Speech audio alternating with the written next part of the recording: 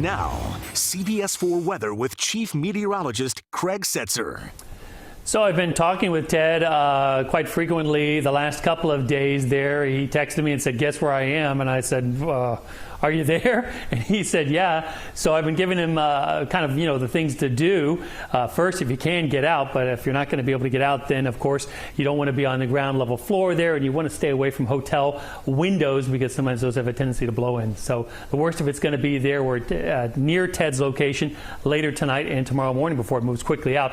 Winds at 130 miles an hour might be a little bit generous. The winds may have come down a bit this evening. They might even be lower than that. Moving to the west-northwest at 16, Category 4, and the pressure has come up through the evening, now only 135 miles east-southeast of Cozumel.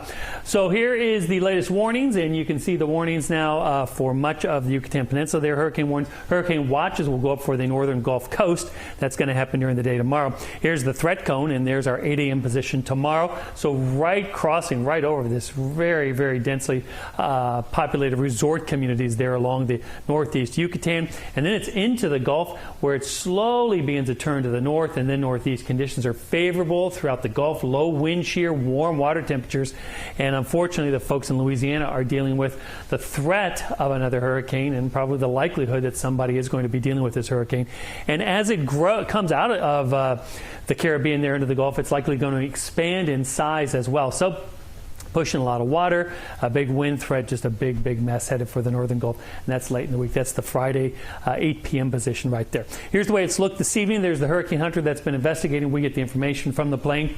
The lowest pressure earlier was around 960 millibars. The highest wind earlier was around 107 miles an hour. And those little circles there, those are what we call the recon fixes of where the plane's reporting back. Here's where the center is, and you can see it's just off the coast there. Computer models continue this general west-northwest motion, and then a big turn. That's where there is some uncertainty because where that turn takes place will make all the difference as to where the storm reaches the coast and who gets the worst of it.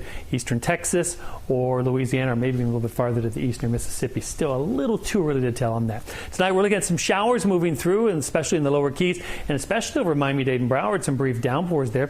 Here's our Keys camera this evening where it's warm and humid, and temperatures still in the 80s, sticking the scales way up there. An 8 summertime humidity feels like 85, east wind at 18. Highs today in the upper 80s to the low 90s. More of this warm weather in store right through the weekend. No break in summer-like weather in sight.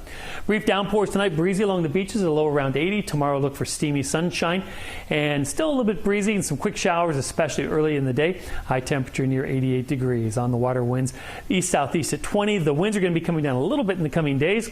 And as the winds come down by the end of the week, temperatures go up, low 90s for the weekend, and some spotty storms. CBS 4 News Tonight is coming right back.